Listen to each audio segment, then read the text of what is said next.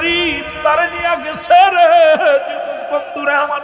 জুলাইয়ের যুদ্ধের এক সহকারী যুদ্ধকে হারাইলাম, এই বাংলার একজন দামাল ছেলেকে আমরা হারাইলাম, যার প্রতিধ্বনি, যার আওয়াজ, যার কণ্ঠ থেকে বজ্র কণ্ঠ আওয়াজ থেকে জোরালো আওয়াজ আসতো, আজকে দুনিয়ার মায়া ছেড়ে চলে গেছে। যারা গুলি করেছো গোপনে যাও, তার বাড়ি যেয়ে দেখে আসো। ওই মায়ের কান্নার হাজারি, বাবার কান্নার হাজারি। আইরে সন্ত্রাসীরা, আইরে গুন্ডা বাহিনী, শোনো, যাকে হত্যা করলাম তার বিবিকে তুমি বিধবা বানাইলাম, তার মাকে তুমি দুনিয়ার মধ্যে সন্তানারা করলা, তার বাবা সন্তানকে বাবা হারা করলা, ও মুসলমান ভাইকে ভাই হারা করলা, মাকে মুসলমান মা সন্তানারা করলা। তুই তো একজনের বুকে গুলি চালাইলি, কিন্তু তার ফ্যামিলির মধ্যে যারা আছে সবাই তো দুনিয়ার পাগল হয়ে গেল। আজকে কেমনে এক মুসলমান হয়ে আর এক মুসলমানকে গুলি চালাইলি? যদিও শত্রুতায় হয়, যদিও যদি ভুল করে, আহা পরামর্শ কর, সুযোগ দে কথা বলার সুযোগ। মতের সঙ্গে মত মিলতে নাও পারে, আপনার মতের সঙ্গে আমার মত মিলবে না, আপনার ভাষার লগে আমার ভাষা মিলবে না। দোয়াল্লিনের জায়গা জোয়াল্লিন কইছেন, কই কে বলছি ইমাম সাহেব? এখন ইমাম সাহেব কয় ভাই পরে বেতন দেন কত? ভাই 14,000, আমার 12,000 দিয়ে। ঠিক কিনা? ঠিক কিনা? কত দিবেন? 12,000। এই ভালো মানুষটাকে সরাই দেন। এই যে ষড়যন্ত্র চলতেছে খালি আপনাদের নিয়ে না, সব জায়গায়। যেটা বলেন ঠিক কিনা? এর দুর্নীতির করায় বসে জাহির করে জ্ঞান, সের টাকায় ওদের বুড়ি করে যে টান টান, ওরা শিক্ষিত। এর জোরে বলা যাবে না, ওরা শিক্ষিত শয়তান ওরা। আরো জোরে বলেন, ওরা শিক্ষিত। আপনারা কষ্ট পাচ্ছেন? আওয়াজ নেই কেন? এই যে এমপি মন্ত্রী পায়ে ধরতেছে, আবার আমাদের পায়ে ধরা লাগবে একটা চাকরির জন্য, ঠিক কিনা? আমাদের পা সুন্দর ব্যথায় যাবে এটা সই দেওয়ার জন্য, যেটা বলে ঠিক কিনা? স্কুল কলেজের দিকটা ভাই দেখো না চোখ মেলিয়া, মেয়েরা সব বই ছাড়িয়া আছে শুধু প্রেম লইয়া, ঠিক কিনা? ঠিক কিনা? স্কুল কলেজের দিকটা ভাই দেখো না চোখ মেলিয়া, মেয়েরা সব বই ছাড়িয়া আছে শুধু প্রেম লইয়া। আরে অস্ত্র যে তার সঙ্গের সাথী, অস্ত্র যে তার সঙ্গের সাথী, হইতেছে মস্তান, ওরা শিক্ষিত। আরো জোরে বলা যাবে না, ওরা শিক্ষিত শয়তান ওরা। খালি যুগের দেখবেন মসজিদের ভিতর লেখা আছে আতে আরে বিতে বিতি। ওরে জিগাইবেন কি রে? কয় আতে আর জিনা, বিতে বিউটি। করে খালি যুগের মধ্যে হইলেও কি রে? দেখবেন খালি গাছের মধ্যে যোগ যোগ লেখা আছে। খালি আইরে যোগের সাথে নাম, এক নামের লোক আরেকটা নাম। আমি কি তার ওই ভাই এটা হলো কি? আর দেখলাম 5 আগস্টের পরে দেখলাম বাংলাদেশে যেখানে আমরা স্কুল কলেজে বই খাতা টানতে টানতে ব্যথা হয়ে গেছে পিঠ, আর আমাদের স্কুল কলেজ থেকে অসংখ্য অস্ত্র বাইর হয়েছে, দোনালা রাইফেল বাইর হয়েছে, রাইফেল কথা বলছে ফিরে। আরে অস্ত্র ক্ষেপণ অস্ত্র, আরে বাপ বাপ। দেখেন হকি স্টিক, বোম্বাস্টিক, কত কি বাইর হলো। একটার ঘরের থেকে খাতা কলম বাইর হয় না, খালি মাল বাইর হয়। জোরে কোন ঠিক কি দেন? এগুলো আমার জাতি হচ্ছে। এদেরকে কি শিখাবেন? এদের কি শিক্ষা দিব? সব শেষ।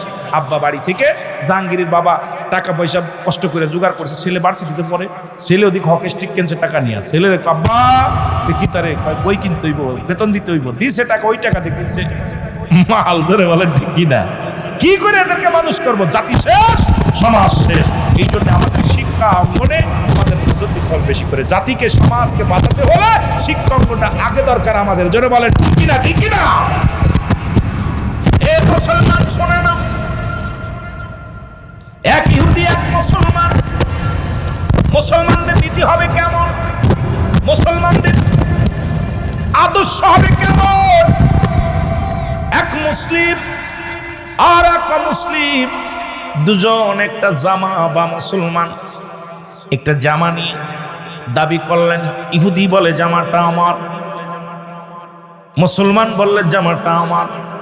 খুব খেয়াল করবেন। এই মৌলানা ভিতরে বসেন কেন? উপরে আসেন, উপরে আসেন। আপনি বক্তা মানুষ, অনেক বক্তা আছে, আমার অনেক ভালোবাসার মানুষ আছে। ডান থেকে অনেকে ফোন দেয়, ভালোবাসার যে সালাম দেয়, প্রাণটা ভরে যায়, এদের ভালোবাসা।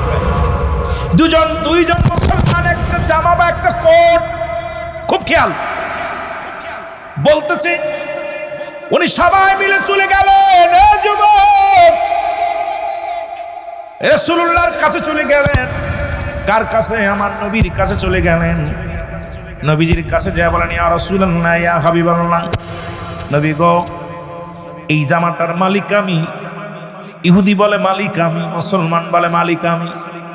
নবীজি দুজনের কথা শুনে রায় দিলেন, এইটার মালিক হলো ইহুদি, অমুসলিম মালিক। সঙ্গে সঙ্গে মুসলমানটা মনে বড় কষ্ট পাইলেন যে আমি দাড়িওয়ালা, আমি টুপিওয়ালা, খুব খেয়াল, আমি দাড়িওয়ালা, আমি টুপিওয়ালা, আমি বড় বুজুর্গ মানুষ, রায়টা নবীজি আমার পক্ষে দিবেন, কিন্তু আমার নবীজি আমার পক্ষে রায় দিল না। এখন মুসলমান আমরা কি করব? নবীজি যেহেতু রায় দিল না, আমার পক্ষে রায় দিল না, সুতরাং কেমন মুসলমান একজন অমুসলিমের রায় দিল আমি মানতে পারি না। ইহুদি বলে, ভাই যেহেতু আপনার নবী, আমার কোন যাজক, আমার কোন মুসলমান, আমার কোন হিন্দু, আমার খ্রিস্টান কোন যাজক এই রায়টা দেয় না, রায়টা দিছে যেহেতু আপনার নবী রাহমাতাল লিল আলামিন, সুতরাং এই রায় হয়েছে, এই কাপড়টা, এইটা, সম্বলটা, এইটা আমার মালিক। মুসলমান ব্যক্তি বললেন, খুব খেয়াল, মুসলমান বললেন, এইটাতে তো নবীজি বিচার করছে, নবীর বিচার আমি মানি না, চলো আবু বকরের কাছে যাই। কার কাছে? নবীর বিচার প্রত্যাখ্যান করলেন। মুসলমান খুব খেয়াল, ওয়াজটা সামান্য অল্প একটু অবস্থা। নবীর কাছে এইবার হযরত ওমর আবু বকর রাদিয়াল্লাহু তাআলার কদমে গেলেন, সালাম দিলেন। মুসলমান, আসসালামু আলাইকুম ভাই আবু বকর। আবু বকর বলে, ওয়ালাইকুম আসসালাম, একটা ঝামেলায় পড়ে আপনার কাছে আসি। বলে, আগে কি কারোর কাছে গেছিলেন? কয় গেছিলাম, রাহমাতুল লিল আলামিনের কদমের মধ্যে গেছিলাম। কয় নবীজি কি বিচার দিয়েছেন, কি ফয়সালা দিয়েছেন? কয় নবী ফয়সালা দিয়েছে, আমি নামাজি ব্যক্তি, আমি মুসলমান, আমি আপনার দলের মানুষ, এইটার তো দাবিদার, এই কম্বলটা আলো, এইটার দাবিদার আমি, পোশাকটার দাবিদার আমি, কিন্তু নবীজি রায় দিছে, অমুসলিমরা দিয়া দিছে, আমি মানতে পারি না, আপনার কদমে আসি। আবু বকর বলে, ভাই আপনি যতই মুসলমান হন না কেন, আমার নবীজি রায় দিছে, এই রায়ের উপরে আমার হাত দেওয়ার ক্ষমতা নাই। রাহমাতুল লিল আলামিন যে রায় দিছে, এই রায়টা আমার, সুতরাং আপনি নিয়ে নেন, মেনে নেন, যেহেতু ওই কাইটার দাবিদার ইহুদি এবং আপনি, সুতরাং ইহুদিকে যেহেতু রাসূল দিয়ে দিছে, ওই ইহুদিকে এইটা মালটা আপনি দিয়ে দেন। জোরে বলেন না মারহাবা। এইবার মুসলমান চিন্তা করেন, দাড়িওয়ালা টুপিওয়ালা চিন্তা করেন, কেমন রায় যে রায় হবে আমার পক্ষে, আমার পক্ষে রায় দিল না নবীজি, আমার পক্ষে রায় দিল না আবু বকর, আমি কেমন মুসলমান? উন্ডা আমার চিনল না, আমি দাড়িওয়ালা টুপিওয়ালা, আমার পক্ষে না যায় একজন ইহুদির পক্ষে গেলেন। চলো যাই। ইহুদি বলেন, ভাই নবীজি রায় দিছে আমার পক্ষে, আবু বকর রায় দিছে আমার পক্ষে, আর কার কাছে যাবেন? এখন আপনি মেনে নেন। কয় না, মানবো না, চলো যাই হযরত উমর ফারুক রাদিয়াল্লাহু তাআলার কদমের মধ্যে। বলে, ভাই উমরের কাছে কেন যাব? কয় চলো যাই, উমর যদি যে রায় দিবে আমি সেই রায় মেনে নেব। ইহুদি বলে, চলেন তাহলে যাই, যেহেতু আপনি দুইটা রায় মানতে পারেন নাই, চলেন উমরের কাছে চলে যাও। উমর ফারুক রাদিয়াল্লাহু তাআলার কদমের মধ্যে চলে যায়। উমর ফারুক রাদিয়াল্লাহু তাআলার কদমের মধ্যে যা সালাম বিনিময় করে বলে, আমিনুল মুমিনিন, আপনার কদমের মধ্যে আসি, এই জামাতার মালিক আমি, সুতরাং এটা আমি দাবি করলাম, এটা আমার মাল। ইহুদি বলে, হুজুর এটা আমার মাল। কয় তুমি কে? আমি ইহুদি। কয় তুমি কি? আমি মুসলমান। আপনি দেখছেন না আমি নামাজি ব্যক্তি, নামাজ পড়ে কপাল ছুলে ফেলেছি, কথা বোঝেননি? এখনো অসংখ্য হাজি আছে ঘুষের মধ্যে, সুদের মধ্যে আছে, এখনো পরের জমি ঠেলে খায়। মুসলমান শুনে পরের ফসল খাওয়ায়। মুসলমান বাজার করতে যায়, মাছ ঠুকায়, আগে ব্যাগের ভিতরে থুইয়া দেয়। এমনও মৌলবি আছে, জোরে জোরে চিল্লায় বলেন ঠিক কিনা? আছে না ভাই? হযরত উমর ফারুক রাদিয়াল্লাহু তাআলা ডাক দিয়ে বলে, ইহুদি, ও ইহুদি, তুমি কি ফয়সালা যা হয় মেনে নিব? বলে, জি হুজুর আমি মেনে নিব। মুসলমান রে বলে, তুমি কি মেনে নিবা? কয় জি মেনে নিব। তাহলে আমার কাছে আগে বলো, যেহেতু আমার কাছে আসছো, আমার আগে কি কোনো কারোর কাছে গেছিলেনি? ইহুদি বলে, হুজুর বেয়াদবি মাফ করবেন। এক নম্বরে গেলাম, যে তুমি মুসলমান, দাড়িওয়ালা টুপিওয়ালা, উনাকে নিয়ে উনি আমারে বললেন চলো রাহমাতুল লিল আলামিনের কদমে। আমি নবীজির কদমে গেলাম। আমার নবীজি আমার কথা শুনলেন, ওনার কথা শুনলেন, শুনে রায় দিলেন আমার পক্ষে। এইটার মালের দাবিদার আমি হয়ে গেলাম, মালিক হয়ে গেলাম। হুজুর এটা মানে নাই। এরপরে চলে গেলাম হযরত আবু বকর সিদ্দিক রাদিয়াল্লাহু তাআলার কাছে। উনি রায় দিলেন, নবীজি যেভাবে রায় দিছে ঠিক একইভাবে রায় দিলেন। উনি মানতে পারে নাই। এবার আমারে বললেন, এইবার চলো আপনার কাছে, আপনি না পরানায় বাদশাহ, কারণ আপনাকে দেখে দুনিয়ার মানুষ ভয় পায়। কয় খলিফা হযরত উমরের কদমে গেলেন, ন্যায় বিচার পাবো, ন্যায্য বিচার পাবো, এই জন্য আমি আসি। হুজুর আপনি যে রায় দিবেন আমি মেনে নিব। বলে দাঁড়াও রে ইহুদি, আমি রায় দিব, একটু ঘুরে আসি।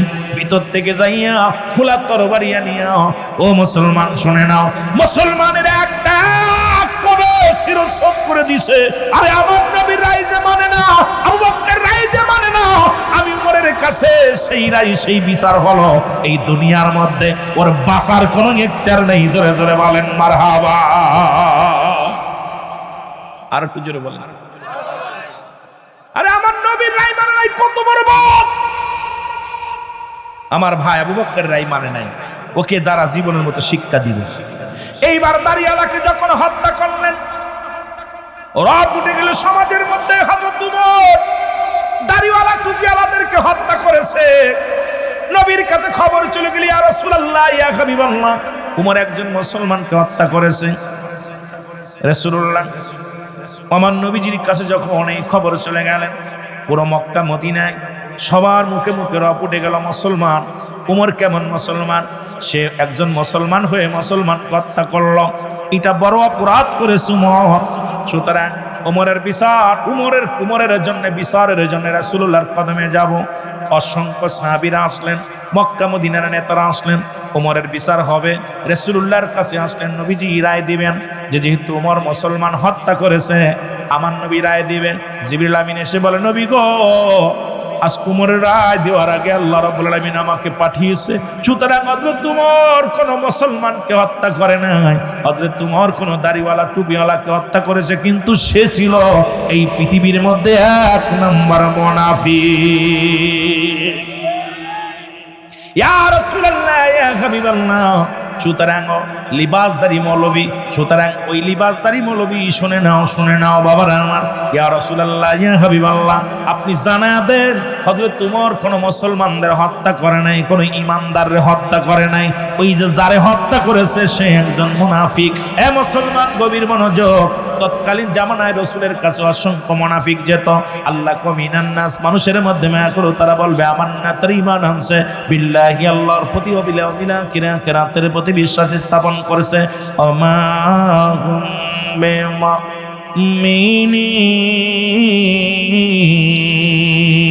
তৎকালীন জামানা মুনাফিক ছিল, অসংখ্য মুনাফিক ছিল। এ মুসলমান শুনে নাও, পৃথিবীর মধ্যে এইরকম মুনাফিকের কারণে ইসলামটা আজকে 12টা বাজতে চললো। দুঃখবান মানুষের মুখে বলে একটা, অন্তরে করে আর একটা। আজকে ইসলামের দোহাই দিই, মাহফিলে পাইয়া বড় বড় কথাগুলো বলি, বড় বড় ফতোয়া দিই, কিন্তু আমার বেলায় 12 আনা শেষ 16 আনা ঠিক আছে, অন্যের বেলায় 4 আনা মুসলমান। এটা মুনাফিকি চরিত্র পরিবর্তন করা লাগবে। জোরে জোরে বলেন ঠিক কিনা? একটু মহব্বতের সঙ্গে দুরূদ শরীফ পড়েন, আল্লাহুম্মা।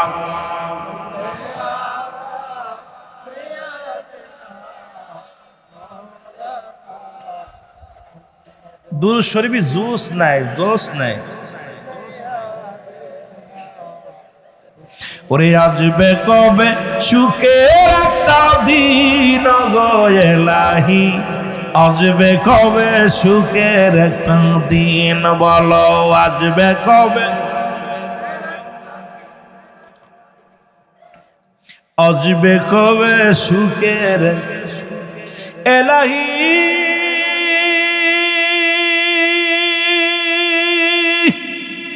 আল কোরআনের বিধান মেনে চলি যদি সত্য পথে, নবীর পথে জীবন দিব বিলীন।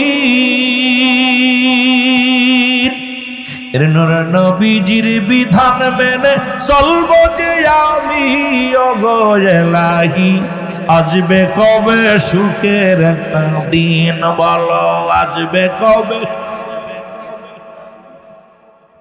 এলাহি, আসবে কবে সুখের এ দুনিয়ার মুসলমান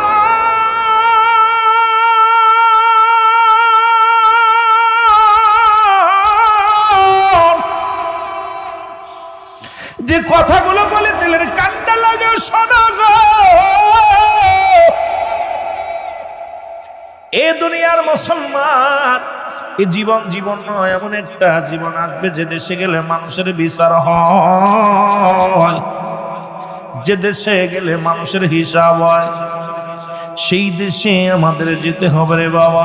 চলচতুরি করে চলা যাবে না, ধোঁকাবাজি করে চলা যাবে না রে মুসলমান। তদ্রুপ এই দুনিয়ার মধ্যে ইমানের আলোচনা করতেছিলাম মুসলমান, যে একটা হলো ইমান, একটা হলো আমল। ব্যক্তির জীবনের অমূল্য সম্পদের নাম হলো মুসলমান রুহু, মানব জীবনের অমূল্য সম্পদের নাম হলো ইমান। এই রুহুবিহীন যেমন বডির কোনো মূল্য নাই, তদ্রুপ ইমানবিহীন কোনো আমলের মূল্য নাই। এই ইমানবিহীন নামাজ রোজা হজ জাকাত কোনো কিছুর আমল নাই রে মুসলমান। শুনে নাও, এই ইমান একটা হলো আমল, একটা হলো ইমান। নামাজ পড়ছেন এটার নাম হলো আমল, রোজা রাখছেন এটার নাম আমল, দান করেছেন এটার নাম আমল, জাকাত দিছেন এটার নাম হলো আমল। আর ইমানটা হলো নবী মুহাম্মদুর রাসূলুল্লাহ সাল্লাল্লাহু আলাইহি ওয়াসাল্লাম। জোরে জোরে চিল্লায়া বলা যাবে না মারহাবা। ইমানয়া মোলো আমার নবী মুস্তাফায় গো, বলেন ইমানয়া মোলো আমার নবী মুস্তাফায় গো। জাহান্নামে পড়ে থাকি তবুও না ভয় করি, ইশকে মুহাম্মাদের মালা যদি গলে রয় গো। ইমান বলো আমার নবী মুস্তাফায় গো। লা ইলাহা, দয়া করে কি উঠাউঠি করবেন, উঠাউঠি করলে আলোচনা ছেড়ে দেব। আরো জোরে বলেন লা ইলাহা।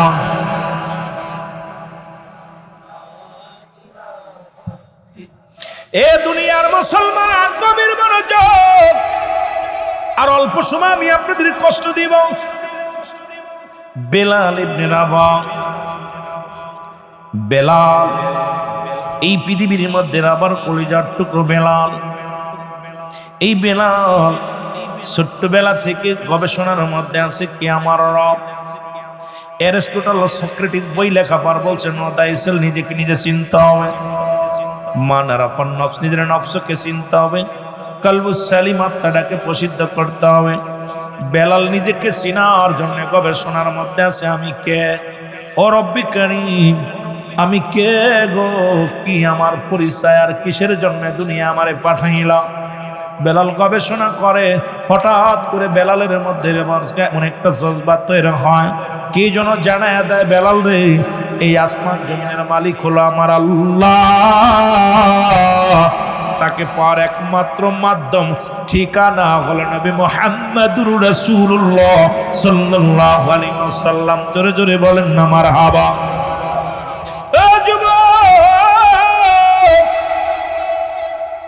রাবাকে বিলাল যে জিগায় আব্বাজান, ও আমার আব্বাজান আপনার মালিককে? কয় কেন আমার মালিক আমি নিজে। আপনাকে খাওয়াই কে? কয় আমার খানা আমি খাওয়াই। বাবা তোমার মালিককে? কয় আমার মালিক আল্লাহ। খাওয়াই কে? আমার আল্লাহ।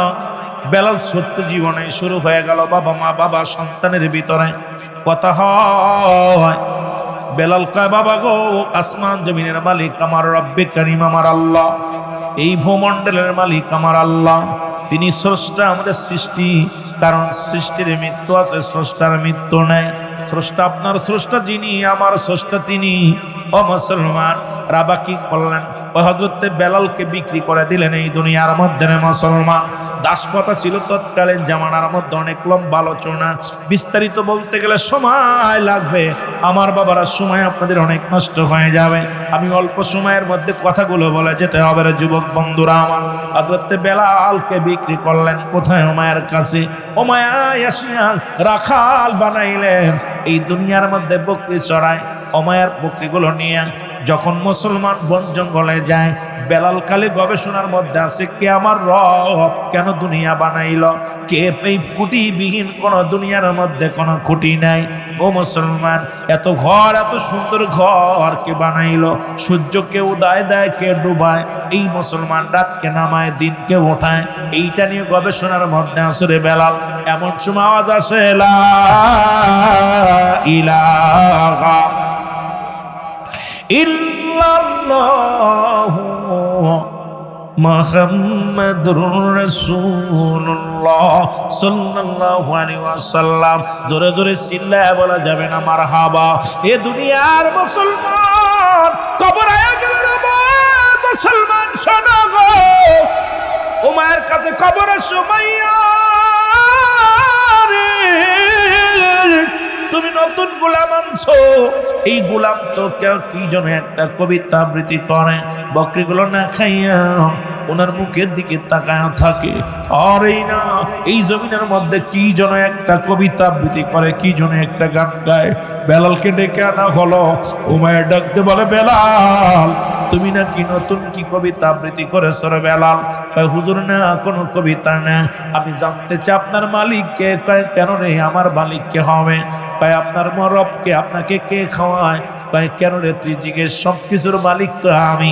বেলালকে ডাকতে বলে, বেলাল, ও বেলাল, তোমার মালিককে? কয়, আমার মালিক আমার আল্লাহ। বেলাল কয়, না। বেলাল যখন বললেন আমার মালিক আমার আল্লাহ, তোমায় কয়, না না, তোমার মালিক আমি, তোমার খাওয়াই আমি, পরে আমি, সব কিছুর মালিক আমি। বেলাল বলে, না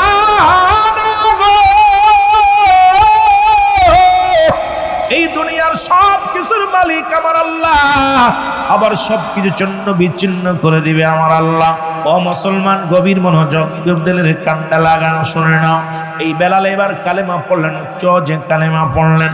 এবার বেলালের উপরে মানসিক নির্যাতন, বেলালকে খানা বন্ধ করে দেয়া হলো। বেলালের খানা বন্ধ হয়ে গেল, বেলালের জবান থেকে কালেমা সরাতে পারে নাই। বেলালকে সামরিকভাবে কষ্ট দেওয়া শুরু হয়ে গেল। বেলাল আরো জোরে জোরে কালেমা পড়ে, ইল্লাল্লাহু ইল্লাল্লাহ লা ইলাহা, আরো জোরে বলেন, ইল্লাল্লাহু।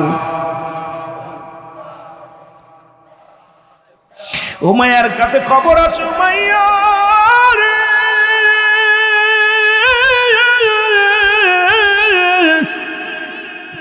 তুমি যারে রাখাল বানাইলা, এ তো কি জন্য এক কবিতা আবৃত্তি করে রে, এ তো তোমার রব মানে না, তোমারে তো মালিক মানে না, তোমার অনুগত্য নাই। এদের আরো জোরে খানা বন্ধ হয়ে গেছে, কিন্তু স্পিরিট বাড়ছে। আর মুসলমান, এত স্পিরিট বাড়ছে, আওয়াজ দিয়ে জোরে জোরে কালেমা পড়ে আমার যুবক বাবারা আমার। বেলালের গায়ের উপরে আঘাত শুরু হয়ে গেল, বেলালকে নির্যাতন করা শুরু হয়ে গেল। বেলালকে মারতে মারতে মরু প্রান্তরে ফেলে দেওয়া হলো। উত্তপ্ত বালুর উপর দিয়ে বেলালকে টানা হলো। বেলালের মুসলমান শুনে নাও, হাত পায়ের মধ্যে রশি দিয়া ধরে ফেলে রাখা হলো। বেলালের বুকের উপরে পাথর চাপা দেওয়া হলো। বেলাল শুধু কান্দের বলে, কালেমার মালাটা পড়ছি আমি, যত পারো যন্ত্রণা দাও গো তুমি, বলো যত পারো। বাবারে তাড়াতাড়ি বলেন, কালেমার মালাটা পড়ছি আমি, যত পারো যন্ত্রণা দাও গো তুমি, বলো যত পারো। মানি না মানি না হর যে মানি না, মানি না মানি না হর যে মানি না, হায়াত মৌতের মালিক তুমি, কালেমার মালাটা পড়ছি আমি, যত পারো যন্ত্রণা দাও গো তুমি, বলো যত পারো। এ রহিম,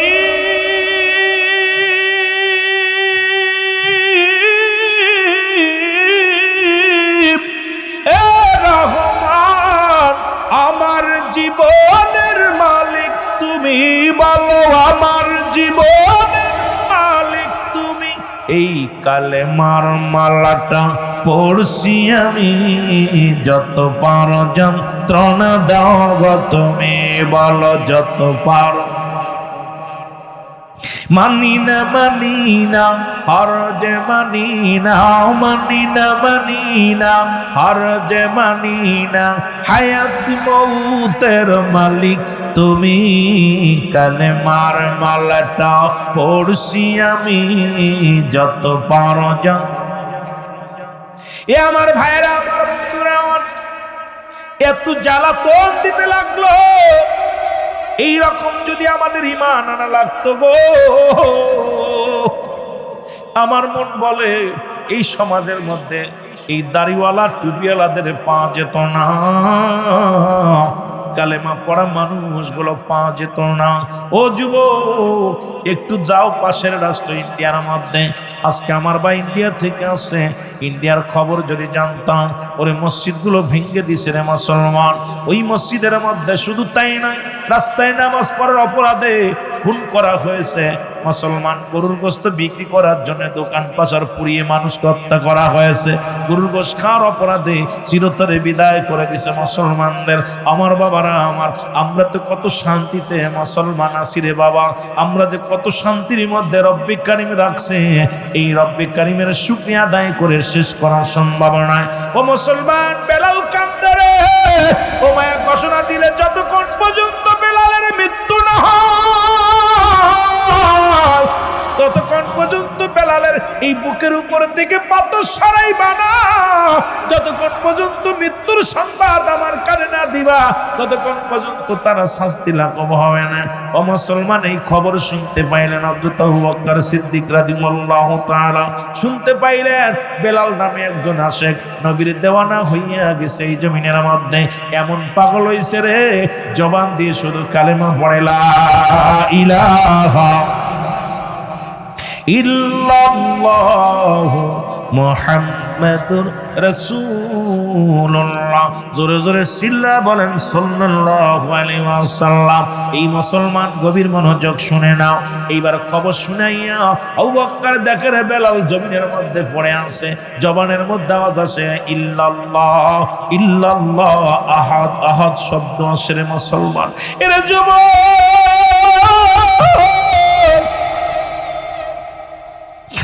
আরে সোনার বেলাল রে, এই জমিনের মধ্যে পড়ে আছে রে। আরে আমার নবীর পাগলেরা শোনো গো।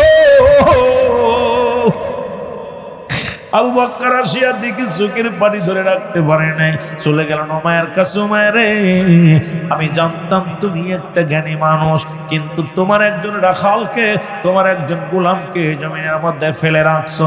শুনছি তোমার অনুগত্য নাই, তার কারণে তাকে এত শাস্তি দিয়েছ। উমাইয়া কয়, আমার অনুগত্য নাই। উমাইয়া হযরত আবু বকর বলে, উমাইয়া রে, যদি তোমার অনুগত্য না হইয়া যদি জমিনের মধ্যে মারা যায়, তাহলে তো তুমি তো পরাজয় মানলে একজন গোলামের কাছে। এর চাইতে ভালো তোমার জমিন থেকে দূরে সরাইয়া দাও। তাই তো ঠিক আছে, তাড়াতাড়ি সরাইয়া দাও। আবু বকর কয়, না না, আমি যাইব দেশে, যাইব, এসেছিলাম বাণিজ্যের কাজে, এই জমিন থেকে যাব আমার দেশের মধ্যে। যদি তুমি মনে কিছু না করো, বেলালকে আমাকে দিয়ে দাও। কয়, নিয়ে যাও, বেলালকে নিয়ে যাও। আমি এমনি নিব না, যেহেতু তুমি কি করেছো, করেছো সম্পদ দিয়ে, বেলালের বিনিময় আমার কাছ থেকে কিছু নাও। কয়, যা দিবা দাও রে মুসলমান। শুনে নাও, হযরত আবু বকর সিদ্দিক রাদিয়াল্লাহু তাআলা ওরে মুসলমান কিছু দিনারের বিনিময় বেলালকে কড়াই করে নিয়ে চলে গেলেন। যা রাসূলুল্লাহর কদমের মধ্যে যখন দিছে, বেলালের সমস্ত গায়ের মধ্যে রক্ত, বেলালের গায়ের চামড়াগুলো ক্ষত বিক্ষত হয়ে গেছে। রাসূলের কদমে নিয়ে বেলালকে ফেলা হলো। বেলাল নবীর কদমের মধ্যে পড়ে, ও মুসলমান, নবীজির কদম মোবারকে পড়ে কান্দে আর বলে, ইয়া রাসূলুল্লাহ, ইয়া হাবিবাল্লাহ, এখন আমি মরেও শান্তি পাবো নবী গো, আপনার এই চরণ তুলে নেওয়ার জন্য আমি বেলাল আল্লাহ হয়তো বাঁচিয়ে রাখছে। আমার নবী ডাকতে বেলাল,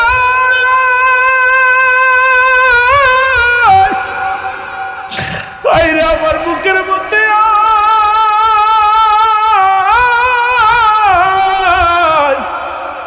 নবীজি বুকের মধ্যে নিয়ে বেলালকে চেপে ধরলেন। সমস্ত হাতের মধ্যে বেলালের, আমার নবীজির হাতের মধ্যে রক্ত লেগে গেলেন। আমার নবী দেখে বেলালের গায়ের মধ্যে ক্ষত বিক্ষত চামড়ার মধ্যে। আমার নবীজি ওই বেলালকে ডাকতে বলে, বেলাল রে, এই অবস্থার জন্য তুমি তাও এত কষ্ট পেয়েছো, তুমি কালেমা স্মরণে বলে, ইয়া রাসূলুল্লাহ, ইয়া হাবিবাল্লাহ, এই জীবন মরণের মৃত্যুর সব মালিক হলো আমার রব্বে কারীম, আমার আল্লাহ। জোরে জোরে চিল্লায়া বলা যাবে না মারহাবা, আর একটু জোরে জোরে চিল্লায়া বলা যাবে না মারহাবা। এর রহমতের নবী সঙ্গে সঙ্গে কালেমা পড়ায়া দিল। হযরত বেলাল রাদিয়াল্লাহু তাআলাকে কালেমা পড়ালেন, নবীজির কদমের মধ্যে জায়গা হয়ে গেল। কিছুদিন রাস্তে যেতে যেতে বেলাল পুরো সুস্থ হয়ে গেল। আমার বাবারা, আমার নবীজির কদমের মধ্যে জায়গা হয়ে গেল। উতবা, সাইবা, আবু জেহেল, আবু সুফিয়ান একদিন নবীজির কদমে এসে দেখে রাসূলুল্লাহর পাশে বসে আছে হযরত বেলাল। ডাকতে বলে, এ মুহাম্মদ সাল্লাল্লাহু আলাইহি ওয়াসাল্লাম, মন তো চায় আপনার কাছে আসতে, আপনি দেশের প্রেসিডেন্ট, আপনি কালেমা পড়েন। শুনে নাও, আমি উতবা, সাইবা, আবু জেহেল, আবু সুফিয়ান, আরবের বড় বড় নেতা, মন তো চায় আপনার কাছে আসতে, কিন্তু আসে দেখলাম বেলালের মতো হাফসি গোলাম, বেলালের মতো এই হাফসি গোলাম যদি আপনার কদমের মধ্যে আপনার পাশে বসে থাকে, তাহলে আমরা কেমনে বইব? আমার দাম আর বেলালের দাম এক হয়ে যাবে। আরে বেলাল যে জমিনের মধ্যে আপনার কাছে বসে, আমরা কেমনে বইব আপনার কাছে? আমার নবী ডাকতে বলে, বেলাল, বেলাল রে। নবীজির কথা শুনে বেলাল বলে, ইয়া রাসূলুল্লাহ, ইয়া হাবিবাল্লাহ, নবী গো, কি বলতে চান নবী গো, বলেন। ও আমার নবী কয়, বেলাল রে, আগামীকাল এই কদমের মধ্যে আসবি না রে বেলাল। আগামীকাল উতবা, সাইবা, আবু জেহেল, আবু সুফিয়ান আইব, মক্কার বড় বড় নেতারা আইব, মদিনার বড় বড় নেতারা আইব। এরা যদি কালেমা পড়ে না, ইসলামের কতই না উত্তম হবে রে বেলাল। আগামীকাল আসবি না আমার কদমের মধ্যে। বেলাল কান্দার বলে, নবী গো, মায়ের নবী,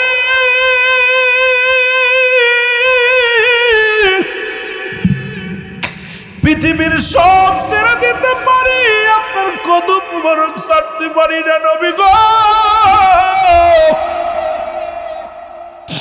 ইয়া রাসূলুল্লাহ, ইয়া হাবিবাল্লাহ, নবী গো, ও নবী, আমি আপনার কদম ছেড়ে গেলে বাঁচবো না, আপনার কদম মোবারক থেকে আমার দূরে সরাইয়া দিয়েন না ইয়া রাসূলুল্লাহ, ইয়া হাবিবাল্লাহ। আমার নবী কয়, বেলাল রে, শুধু একটা দিনের জন্য আগামীকাল আসবি না। মক্কা মদিনার বড় বড় নেতারা যদি কালেমা পড়ে নেয়, কতই না মঙ্গল হবে রে বেলাল। বেলাল বলে, নবী গো, এই পৃথিবীর মধ্যে আপনার কদম ছাড়া আমি পৃথিবীর কোথাও শান্তি পাবো না। আমার নবী কয়, বেলাল রে, একটা দিনের জন্য আসবি না। নবীজির কথা শুনে বেলাল রওনা হয়ে গেল।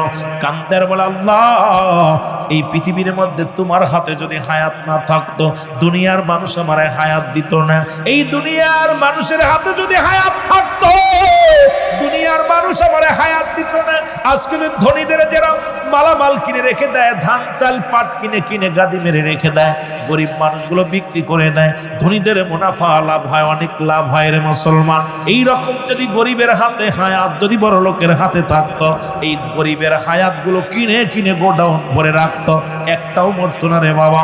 এমপি গুলো মরতো না, মন্ত্রীগুলো মরতো না, কারণ এই সমাজের মধ্যে বড় বড় গোডাউন কিনে কিনে বানায়া বানায়া আমাদের হায়াতগুলো ভরে রাখতো। বেলাল কান্দের কয়, রব্বি কারীম, ইমান যদি আপনার হাতে না থাকতো, আমি বেলালকে পৃথিবীর কোনো মানুষ আমার ইমান দিত না। আমি হাফসি গোলাম, ও আমার আল্লাহ, আজকে নবীর কদমে আমি গরিব হওয়ার কারণে আমার জায়গা হলো না। আমি গরিব হওয়ার কারণে, হাফসি গোলাম হওয়ার কারণে আমার নবীর কদমে আমার জায়গা হলো না। বেলাল কাঁদতে কাঁদতে রওনা হয়ে গেছে রে। আমার আল্লাহ ডাকতে বলে, রে জিবরিল,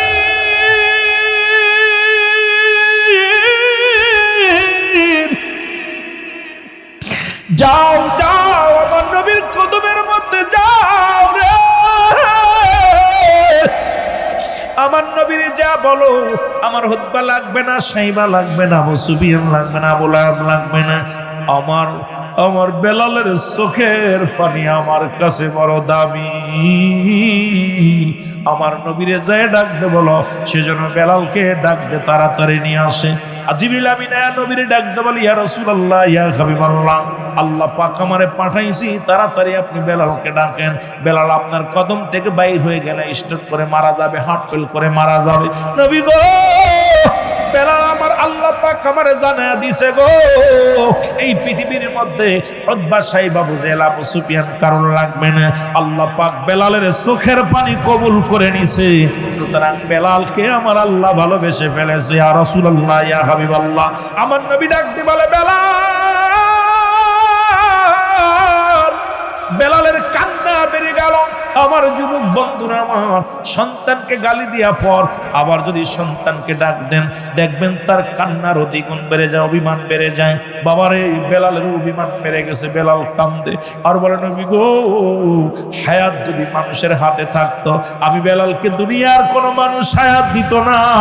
ইয়া রাসূলুল্লাহ ইয়া হাবিবাল্লাহ, ঈমান যদি কোন মানুষের হাতে থাকতো, আমার মতো গোলাম, হাফসি গোলাম রে পৃথিবীর কোন মানুষ ঈমান দিত না। ইয়া রাসূলুল্লাহ ইয়া হাবিবাল্লাহ, নবী গো, আমার নবী ডাক দিয়ে বলে, বেলাল রে আয় আয়, আমার কদমের মধ্যে আয়। আমি নবী কথা দিলাম রে, যতদিন পর্যন্ত তুই জমিনের মধ্যে থাকবি রে বেলাল, ততদিন পর্যন্ত আমার কদম থেকে তোর সরা লাগবে না। জোরে জোরে চিল্লায় বলা যাবে না মারহাবা। নবী প্রেম সুদা পান রসবে মনবে দনা যাত না জুড়। আরো জোরে জোরে বলেন, নবী প্রেম সুধা পান কর সবে মনবে দনা যাত না জুড়াইবে। খোদা তত পাবে তরলাভ হবে, নবী পদবিনে বাব সবই মিশে, নবী পদবিনে বাব সবই মিশে। আল্লাহুম্মা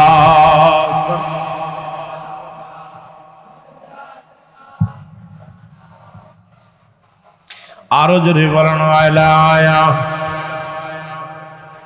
আর অল্প একটু কষ্ট দিব ভাই, বসেন বসেন, আর দেরি করে বেশি কষ্ট দিব না। এই তো 12টা 1টা বাজতে চললো, ছেড়ে দিব। আয়লা আলী সাইয়্যিদিনা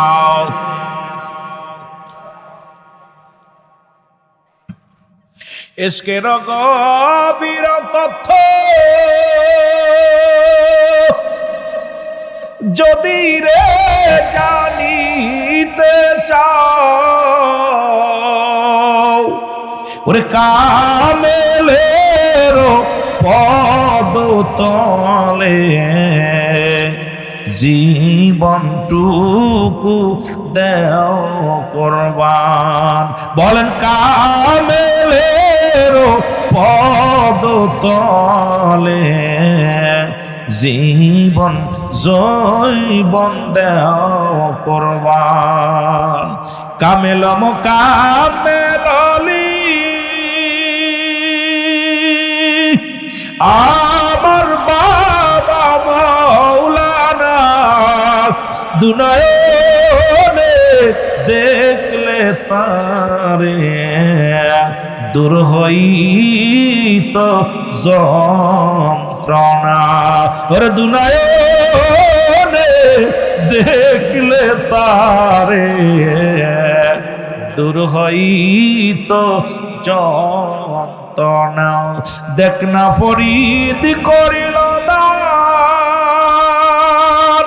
অমূল্য চক্ষুর আর ইব্রাহিম সারিয়া দিল মহা মূল সিংহাসন বড় ইব্রাহিম সারিয়া দিল।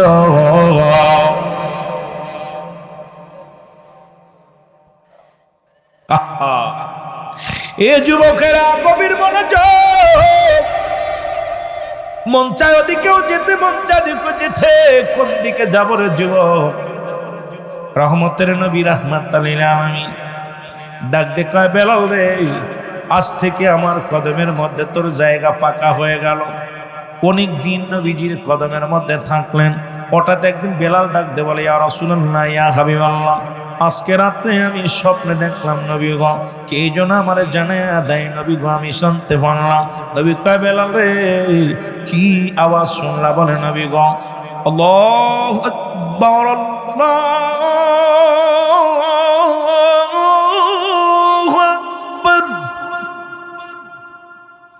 আল্লাহু আকবার,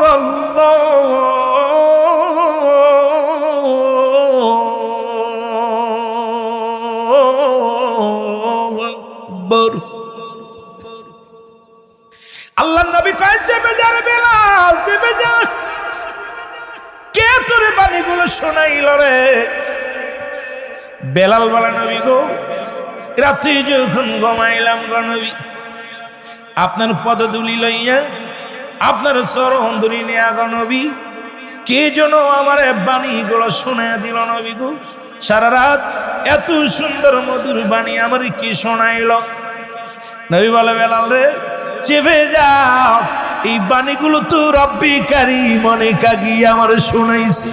এরে রে রে, জিবরিলের মাধ্যমে আমি রব্বি কারীম, আমার রব্বি কারীম আমি নবীরে জানায়া দিছে। জোরে জোরে চিল্লায় বলো মারহাবা। দুই একদিন যেতে না যেতে বেলাল ডাকতে বলে, নবী গো, আজ আর একটা বাণী শুনলাম। নবী কয়, বেলাল রে, কি শুনলা বলো? বলো, নবী গো, যখন আমি আপনার কামনার পাশে শুয়েছিলাম নবী গো, এই আওয়াজটা কি যেন বেশি বেশি বারবার আমার কানে আসলো। ইয়া রাসূলুল্লাহ, ইয়া হাবিবাল্লাহ, নবী গো, এই আওয়াজটা আমি শুনাইবনি। নবী কয়, শোনাও রে বেলাল, শোনাও। আশহাদু আল্লা ইলাহা ইল্লাল্লাহ,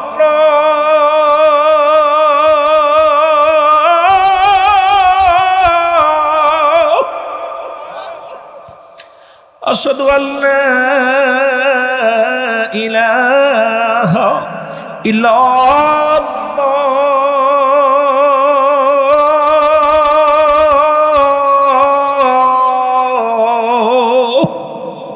নবী বলে, বেলাল রে, চেপে যা, চেপে যা রে বেলাল।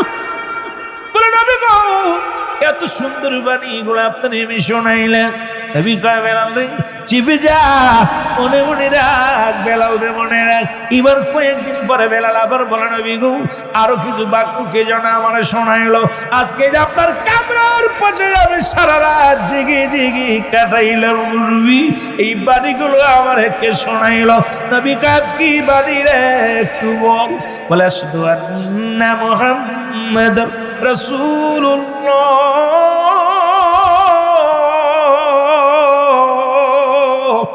আশহাদু আন্না মুহাম্মাদুর রাসূলুল্লাহ। জোরে জোরে চিল্লায় বলা যাবে না মারহাবা। নবী কয়, বেলাল রে, বেলাল, রাখ রে বেলাল। আবার কিছুদিন পরে বেলাল বলে, ইয়া রাসূলুল্লাহ, ইয়া হাবিবাল্লাহ, এত সুন্দর বাণী রে, কে যেন আমার শিখায়া দিছে রে নবী। নবী কয়, বেলাল রে, বল বাণীগুলো কি? হাইয়া আলাস সালাত, হাইয়া আলাস সালাত। নবী কয়, চা। আবার কিছুদিন পরে, হাইয়া আলাল ফালাহ, হাইয়া আলাল ফালাহ। মারহাবা। আল্লাহু আকবার, আল্লাহু আকবার, লা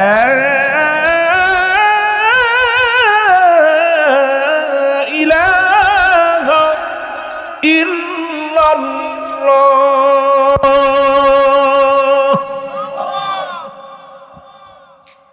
বেলাল তো পুরোটাই মুখস্থ করছে, কথা বুঝি। রাসূলকে বেলাল নবীর কাছে নিয়ে আদর করে, তুই সাহাবীরও মনে মনে একটু হিংসা হয়। বেলাল হাফসি গোলাপ, নবী এত ভালোবাসে কেন? খুব ভালোবাসে। কোথায় কোথায় বেলাল, কোথায় কোথায় বেলাল, নবী এত মহব্বত করে। নবী ডাকতে বলে, বেলাল, বেলাল রে, আয় আয় বেলাল রে। পুরো বাণীগুলো শোনায়া দিলে, নবীজির সব বাণীগুলো শোনায়া দিছে। নবীজি বাণীগুলো শুনে ডাকতে বলে, ও আমার সাহাবীরা, আয় আয়, আমার সোনার বেলাল, তোদের কিছু একটা শোনাইতে চায়। নবীজি ডাক দিছে সব সাহাবীরা, সাহাবীরা সবাই। নবী, ইয়া রাসূলুল্লাহ, কি তা বলেন? আমার বিলাল যেন কি বলতে চাই। হুজুর কি বলবো, হাফসি গোলাম, না আছে শিক্ষাগত যোগ্যতা, ঠোঁট এত বড় মোটা, কালা, দাঁতগুলো এত বড়, কথা বুঝেননি? একদম আসওয়াত, আসওয়াত মার্কা, কথা বুঝেননি? কালাহ, আমার চাইতেও কালা, কথা বুঝেননি? এই সাহাবী এরই এত ভালোবাসেন, বাঁচতে বাঁচতে মাথার উপরে ঢেলাইছে। হুজুর কিতা কইব? সাহাবীরা কয়, হুজুর কিতা কইব বিলাল? ও কি জন্য কইব, শোনো। আমার নবী বলে, বেলাল, বেলাল রে, বলো, দেরি করো না রে বেলাল। বেলাল বলে, নবী গো, ইয়া রাসূলুল্লাহ, ইয়া হাবিবাল্লাহ, নবী গো, আমি কি বলবো গো নবী?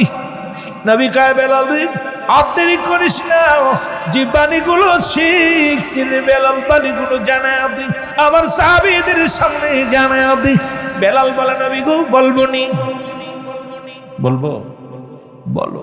সুবহানাল্লাহ বলো। হ্যাঁ, ঢং করে বেলাল, সাহাবীরা ঢং করে। বেলাল কয়, হুজুর কইমনি? কয়, বলো। সাহাবীরা কয়, হুজুর কিতা কইতো রে, এই মানুষটা কিতা কইতো? নবী কয়, বেলাল তুমি কোন? বেলাল, আল্লাহু আকবার, আল্লাহু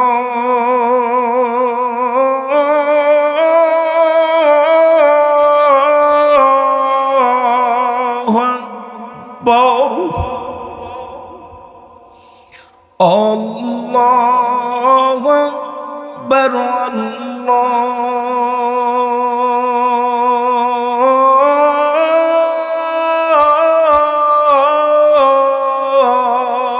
আকবার, আশহাদু আন লা ইলাহা ইল্লাল্লাহ,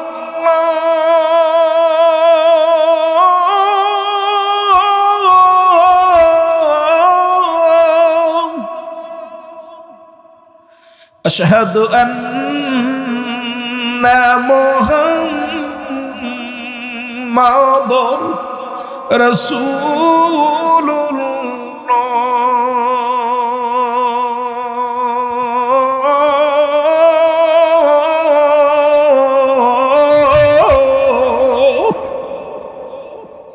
এখনো যারা মক্কা মদিনায় যাবেন, বেলালের মসজিদের আজান শুনে অসংখ্য কাফের ইহুদি নাসারারা দাঁড়িয়ে যায়। আজান যখন বেলালের মসজিদে হয়, সব মানুষ দাঁড়ায় নীরবতা পালন করে। এত মধুর সুর বেশি আসে বেলালের মসজিদের আজান। জোরে বলেন না মারহাবা। আল্লাহু আকবার,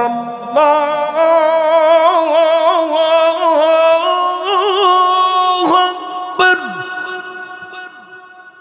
আল্লাহু আকবার, আল্লাহু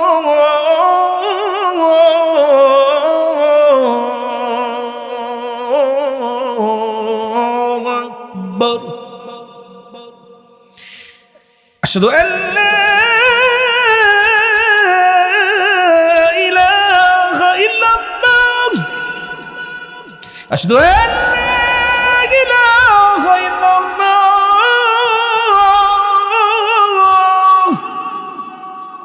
আশহাদু আন্না মুহাম্মাদুর রাসূলুল্লাহ, আশহাদু আন্না মুহাম্মাদুর রাসূলুল্লাহ।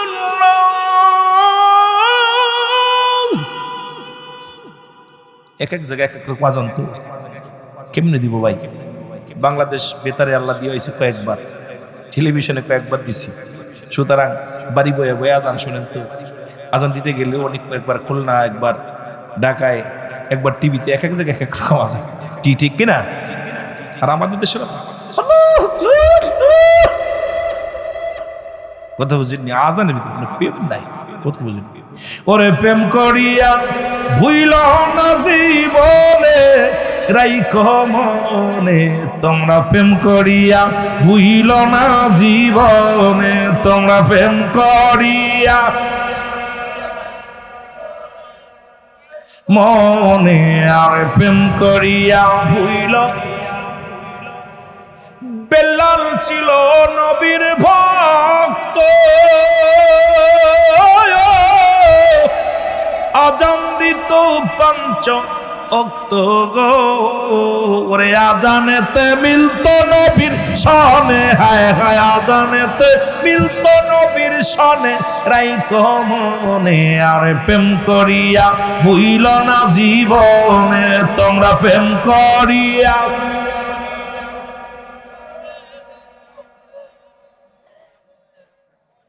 আইরে নবীর আশিকের দল, নবী সিনায় ইবাদত কর, নইলে যাবে সবই বিফলে, ঠিক কিনা? ওরে নইলে যাবে সবই বিফলে নবীর দলে, আর সবই যাবে নইলে বিফলে, আর প্রেম করিয়া ভুইল না জীবনে, রাইখো মনে, প্রেম করিয়া। অস্কুরনি পাগল ছিল, বুদ্ধির যেটা ধারাইল, না দেখিল নবীকে দুনয়নে, রাইখো মনে, প্রেম করিয়া ভুইল না জীবনে, তোমরা প্রেম করিয়া। প্রেম করিয়া ভুইল না এ যে সে প্রেম না রে, আল্লাহ আল্লাহ রাসূলের সঙ্গে প্রেম। নবীজি বলে সাহাবীরা সবাই অবাক। নবীজি বললেন, আজ থেকে আমার মসজিদের দায়িত্ব আমি বেলালকে দিয়ে দিলাম। জোরে বলেন না সুবহানাল্লাহ। এই মসজিদে আজান দিব কে, আর নামাজ পড়াইব কে? কথা কই না রে, নামাজ পড়াইব না রাহমাতাল লিল, আর আজান দিব কেডা? আরো জোরে কর না, বেলাল আজান দিব। আইরে হাফসি গোলাম শিকরি নবীর প্রেমের মধ্যে ফইরা সুযোগ পেয়ে গেছে, মসজিদের নবীন মসজিদের ইমাজিন হয়ে গেছে। আজান বাইরে প্রতিনিয়ত সাহাবীদের মনে একটা ক্ষোভ উড়িয়ে সে জুড়ে বসলো। হাফসি গোলাম যার জিব্বার মধ্যে প্যারাক লাগানো ছিল, কথা বলতে গেলে বেলাল তুতলায় তুতলায় কথা বলতো, সেই বেলাল হয়ে গেল মুসলমানদের 1 নাম্বার মসজিদ, তাও নবীর মসজিদের মসজিদ হয়ে গেল। বেলাল আজান দেয়, সাহাবীরা ভুল খুঁজতে লাগলো। ভুলটা হলো সিনের জায়গা সোয়াত, সোয়াতের জায়গা সিন। আশহাদু, নবীজির কাছে আসে, হুজুর সর্বনাশ কি হয়েছে? কয় হুজুর বেলাল তো জলমের ভুল করা করে। কই কি হয়েছে? কই নবী গো, বেলাল আজানে তো ভুল হয়। কি হয়? এই কথা বলেন না কেন? ভুল হয়। নবীজি জানে না বেলালের আজানে ভুল হয়? নবীজি কয় তাই নি? হ, সিনের জায়গা সোয়াত, সোয়াতের জায়গা সিন। আশহাদু, কথা বোঝেননি? এই জায়গা বিশাল ভুল। নবীজি বলেন তাই নি, এত বড় ভুল হয়? বেলাল জি হুজুর, তোমার নাকি আজানে ভুল হয়? আল্লাহ রাসূল ভালো জানে, আমি জানি না, ভালো জানি। সাহাবীরা কয় হুজুর ভুল হয়। বেলাল কোথায় ভুল হয়? সাহাবীজি কয় যে সিনের জায়গা সোয়াত, সোয়াতের জায়গা সিন। আশহাদু। নবীজি বলেন বেলাল তাহলে তুমি আজান দিও না, আগামীকালকে আজান তোমরা দিও আমার। বেলাল তোমার যদি ভুল হয় অফ থাকো। জি হুজুর। বেলাল অফ আছে। সবে সাদিকের সময় হয়ে যায়, আবু বকর এসে আজান দেয়, উমর এসে আজান দেয়, উসমান এসে আজান দেয়, সব আজান দেয়। আল্লাহু আকবার, আল্লাহু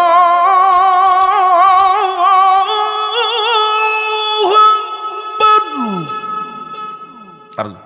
আল্লাহু আকবার, আল্লাহু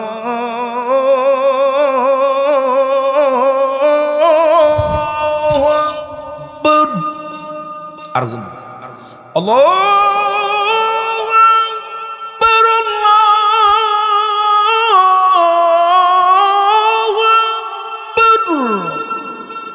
আরেকজন এসে আল্লাহু আকবার, আল্লাহু আকবার।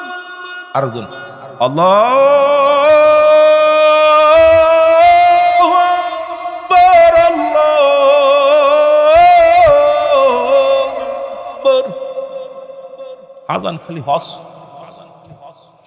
জিবরিল আমিন আপনি দেখতে কয় নবী, নবী গো কত সময় আর ঘুমাইবা রে? আমাকে রব্বি করিম পাঠায় দিছে রে, আজ কি আজান হবে না মসজিদ? নবী লাফতে উঠে কয় সাহাবীরা রে, আজান নি হইছিনি রে, ফজরের আজান নি হইছিনি। সাহাবীরা বলে হুজুর আমি দিছি, ও ভাই আমি দিছি, ও ভাই আমি দিছি। নবীকে আজান হলো একটা বার, তোমরা এতজন দিলা। জিবরিল আমিন নবীজি ডাক দেখায়, জিবরিল রে আজান নাকি হইছে রে? জিবরিল বলে নবী গো তোর মালিক তুই আল্লাহ, রিজিকের মালিক তুই আল্লাহ, তুই বিনা মোর নাই আল্লাহ লা ইলাহা। বলেন সুবহানাল্লাহ আলহামদুলিল্লাহ। ও গো আমার দয়াল নবী দেখা দেন না নূর সবি গো, ও গো আমার দয়াল নবী দেখা দেন না নূর সবি। দেখতে আপনার নূর সিংহারা, দেখতে আপনার নূর সিংহারা, গোলামেরা দেওয়া সুবহানাল্লাহ। একটু জোরে জোরে জিকির করেন না, সুবহানাল্লাহ আলহামদুলিল্লাহ। ওগো আকাশ কান্দে বাতাস কান্দে, কান্দে গো বিবি ফাতিমা। আকাশ কান্দে বাতাস কান্দে, কান্দে গো বিবি ফাতিমা। জমিন আসমান কান্দে, জমিন আসমান কান্দে, কান্দে সোনার মদিনা। সুবহান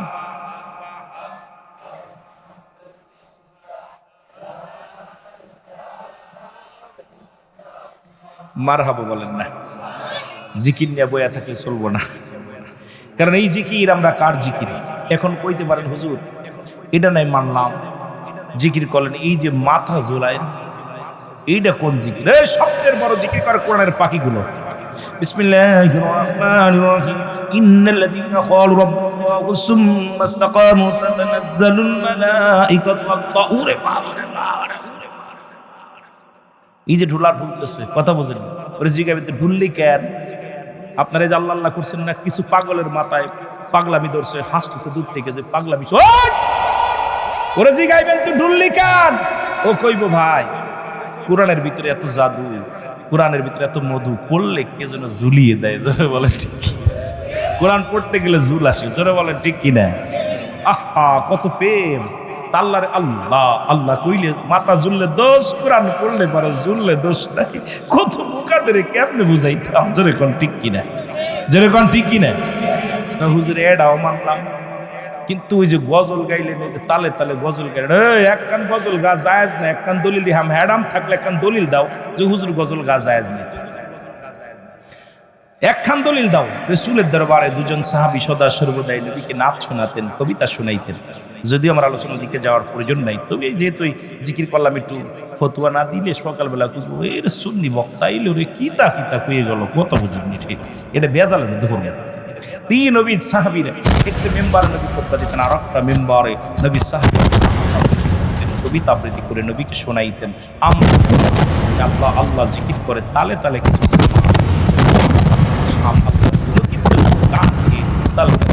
জোরে বলেন না মারহাবা, আরো জোরে বলেন না মারহাবা।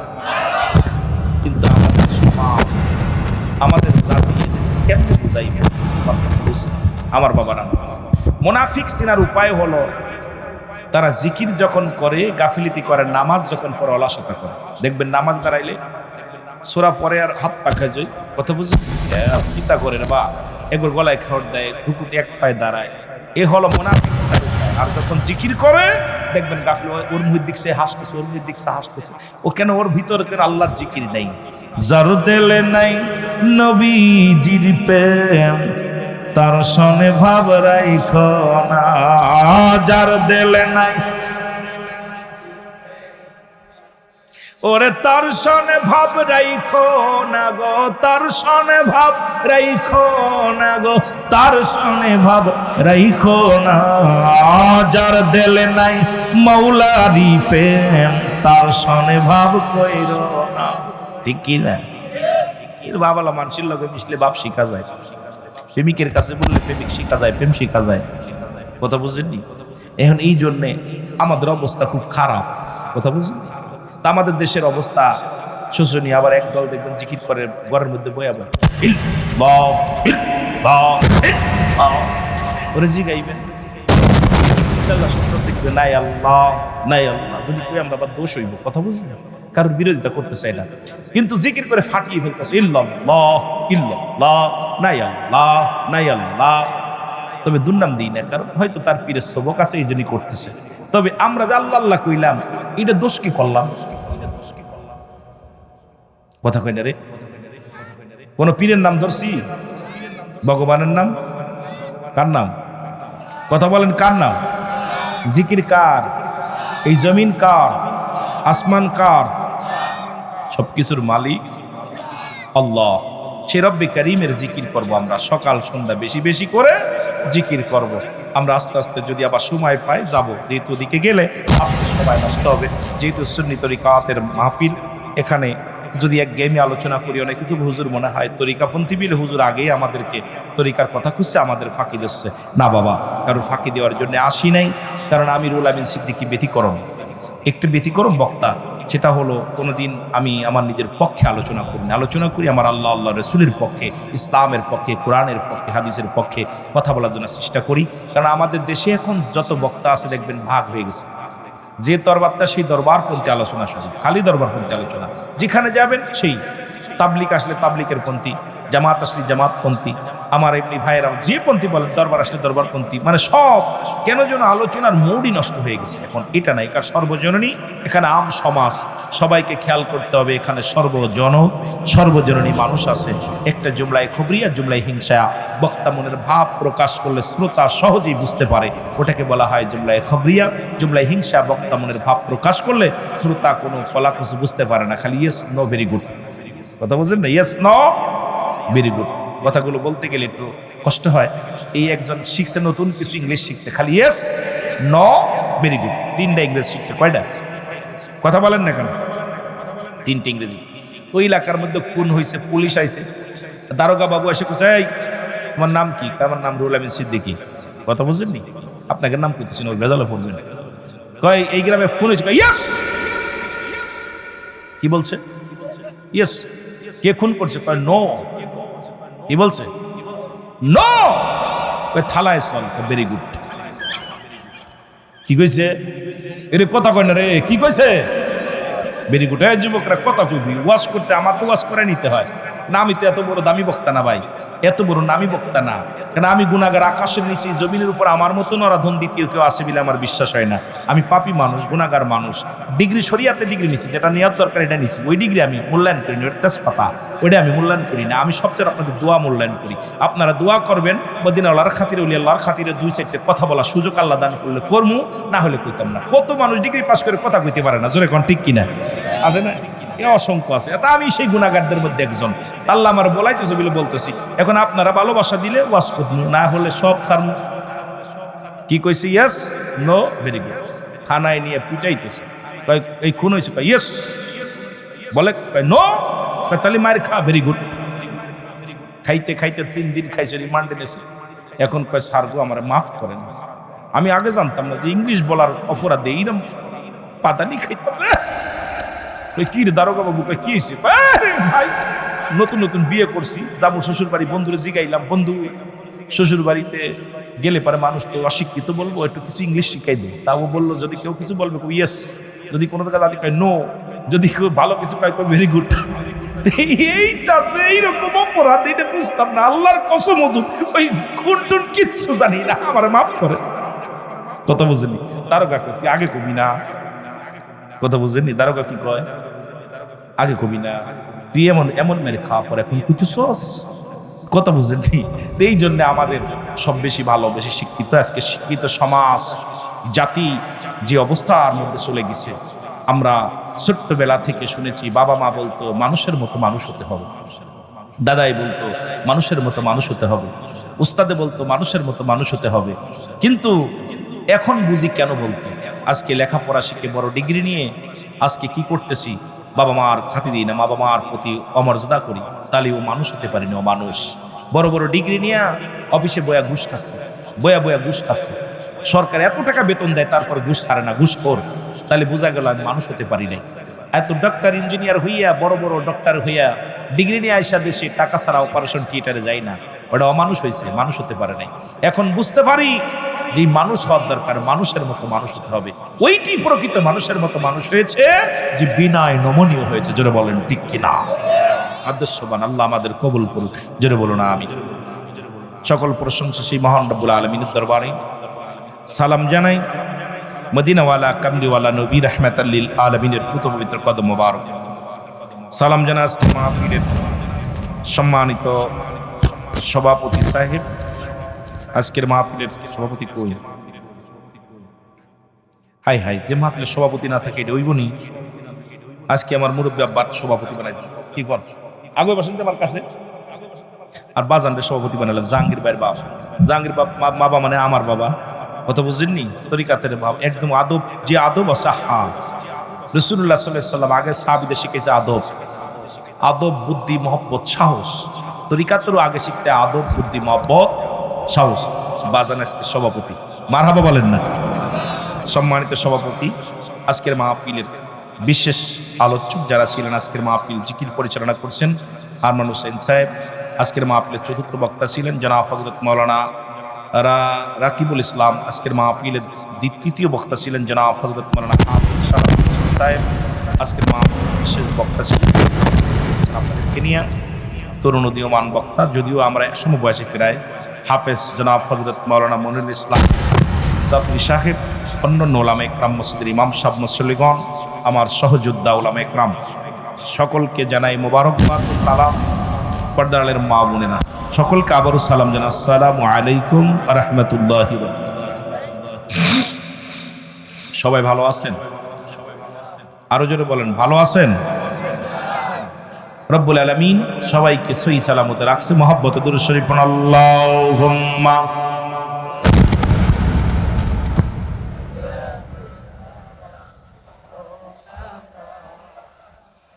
ওয়ালা আলি সাইয়্যিদিনা। আমার ভাইরা,